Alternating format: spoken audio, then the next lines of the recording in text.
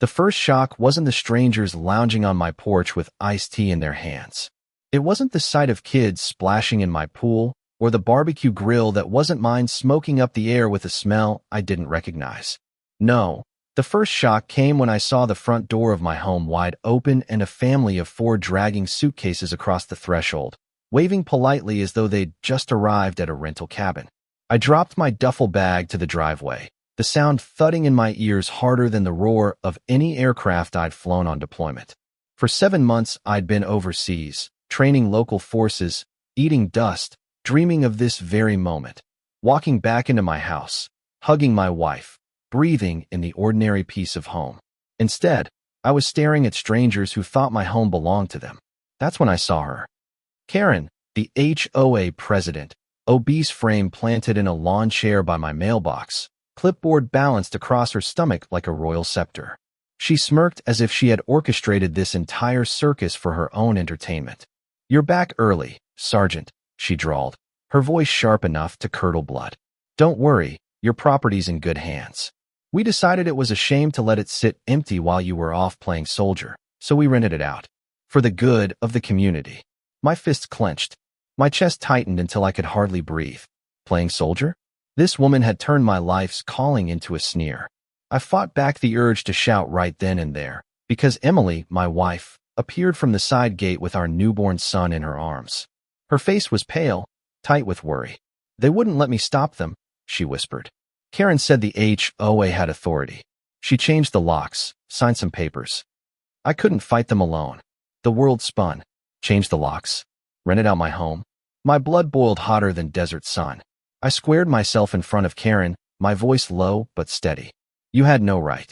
Karen leaned back, adjusting her sunglasses. "We have every right. The bylaws allow the board to protect community value. An empty house attracts crime. I prevented that. You should be thanking me." That was the moment the soldier in me woke up. The civilian mask cracked. I wasn't just a returning husband and father.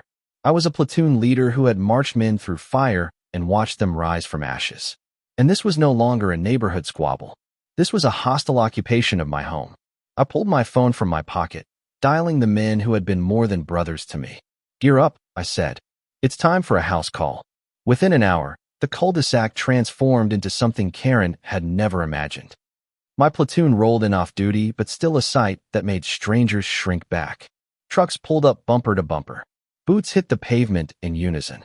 These were men who had survived ambushes, who had stood shoulder to shoulder in chaos.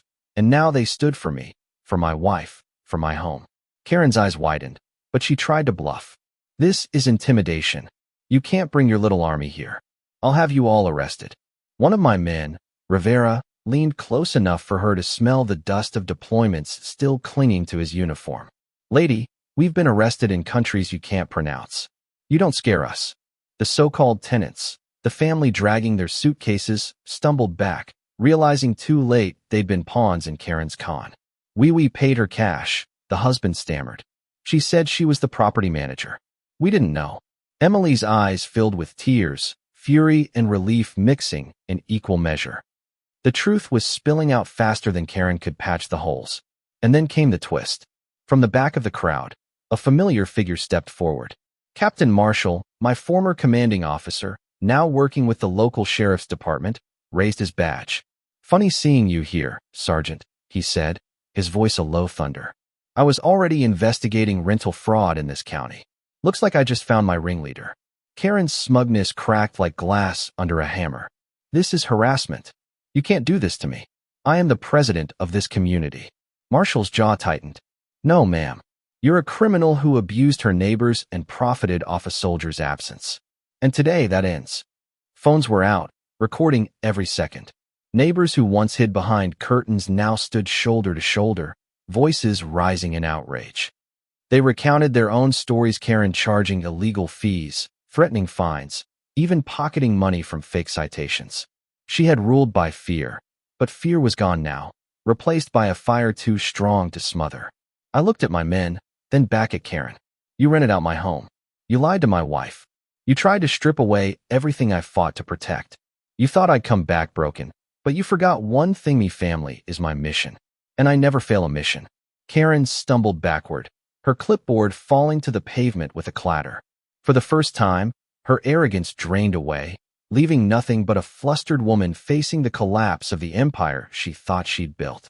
But that was only the beginning of her downfall, because the fight wasn't just mine anymore. It was everyone's. The deputies arrived just as Karen's voice was cracking into shrieks. She had gone from smug landlord to cornered animal in minutes, clawing at thin air with excuses. My platoon didn't move an inch.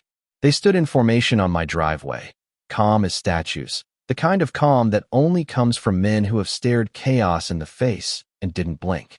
The strangers she had rented my house to huddled at the curb, shame washing over them as they realized they were pawns in a scam bigger than they ever imagined. The deputies took one look at Karen's clipboard, the papers spilling from it, and shook their heads. One officer bent down, picked up a form with my property address typed across the top, and read aloud. "This isn't a lease. It's a fake HOA violation notice with a fake rental clause attached. This is fraud." Karen stomped her foot like a petulant child, her face blotchy red. "No, I had to protect community value. He left it empty. He abandoned us for months." Someone had to make a decision.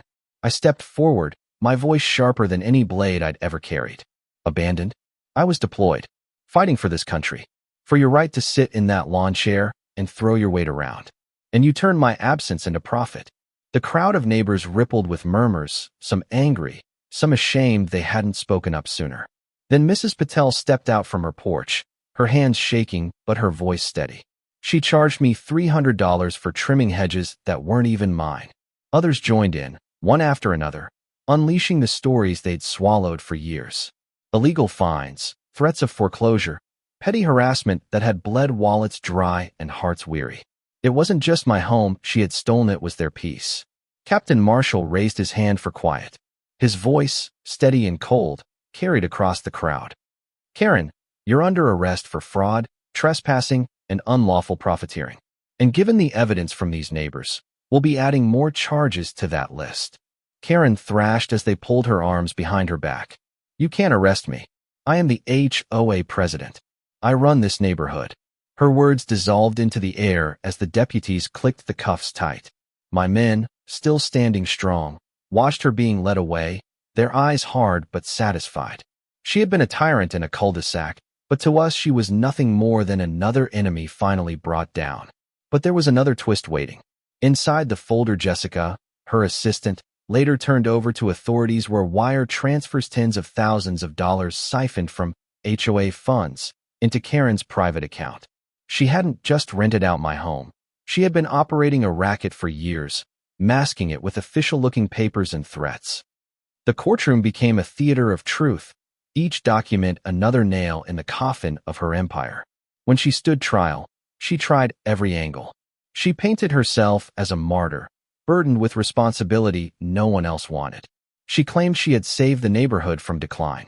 She even wept, real or fake I couldn't tell, but the jury wasn't swayed. Not when they saw soldiers testifying how she had sneered at deployment. Not when Emily stood on the witness stand, clutching our newborn, describing how Karen tried to force her out with strangers in her own house. The verdict was swift, guilty on every count. Fraud, racketeering, forgery, attempted unlawful eviction. And the judge, a stern woman with eyes like steel, didn't hold back. "You exploited a man while he risked his life overseas. You turned neighbors into victims. This is not leadership, it is criminality. You will serve 10 years in federal prison, and you will repay what you stole." The courtroom erupted.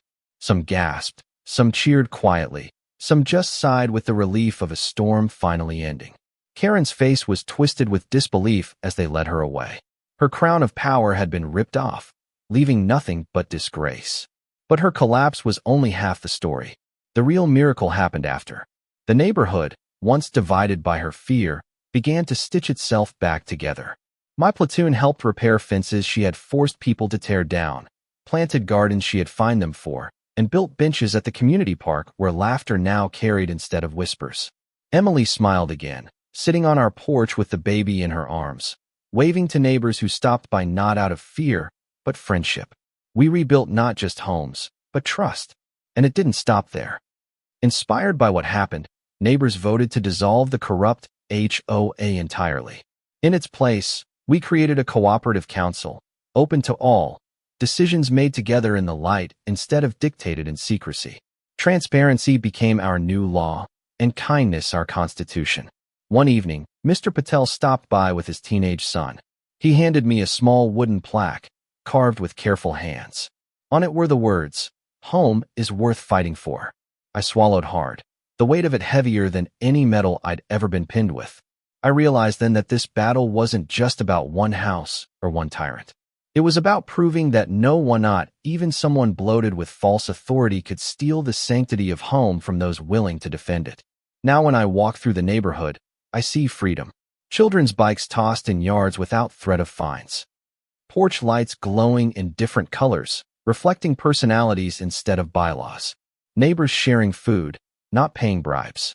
And every time I pass the old HOA office, now locked and empty, I feel a quiet pride. Because Karen thought she could profit from absence. But what she forgot was that soldiers always return. And when we do, we bring the full weight of justice with us. So I'll leave you with this question.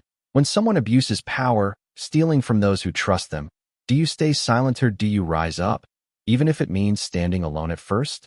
What do you think was Karen's sentence justice? Or should she have faced even more? Share your thoughts. Was this justice or just the beginning?